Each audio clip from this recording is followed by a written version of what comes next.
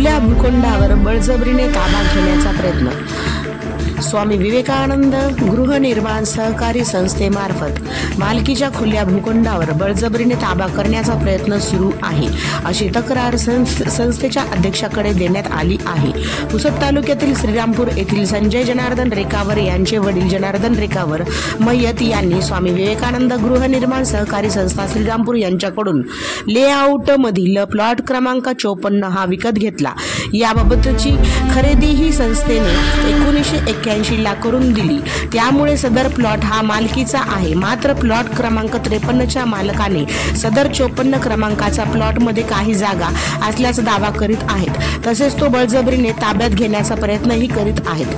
प्लॉटवर जाण्यास मज्जाव करीत आहे, त्यामुळे प्लॉटची शासकीय मोजणी करावी अशी मागणी संजय रेखावर यांनी केलेली आहे। शिवाय ग्रामसेवकांनी देखील निवेदन त्यांनी दिलेले आहे। प्लॉटचा फेरफार करू असे त्यांनी बोलले, परंतु त्या व्यक्तीने समोरील फेरफार करू नये अशी मागणी केली।